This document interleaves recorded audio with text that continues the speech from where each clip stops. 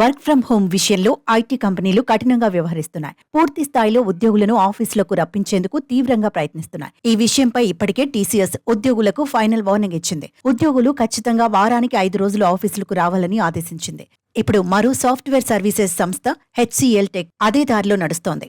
ఉద్యోగులు వారానికి 3 రోజులు ఖచ్చితంగా ఆఫీసులకు రావాలని ఆదేశించింది. ఎవరైనా ఈ ఆదేశాలను పాటించకపోతే వారిపై క్రమశిక్షణ చర్యలు తీసుకుంటామని వార్నింగ్ ఇచ్చింది. హెచ్సిఎల్ టెక్ తాజా ఆదేశాలు తక్షణమే అమల్లోకి వస్తాయని కంపెనీ తెలిపింది. అంటే ఇప్పటి నుంచి ఉద్యోగులు తప్పనిసరిగా వారానికి 3 రోజులు ఆఫీసులో రిపోర్ట్ చేయాల్సి ఉంటుంది. ఇప్పటికే టీసీఎస్, ఇన్ఫోసిస్, విప్రో వంటి దిగ్గజ సంస్థలు తమ ఉద్యోగులు ఆఫీసులకు రావాలని ఆదేశించాయి. ఇప్పుడు వాటి దారిలోని ఈ హెచ్సిఎల్ టెక్ సైతం నడుస్తూ ఉద్యోగులకు వార్నింగ్ ఇచ్చింది. ఇన్ఫోసిస్ ఉద్యోగులు నెలలో కనీసం 10 రోజులు ఆఫీసులకు రావాల్సి ఉంటుంది.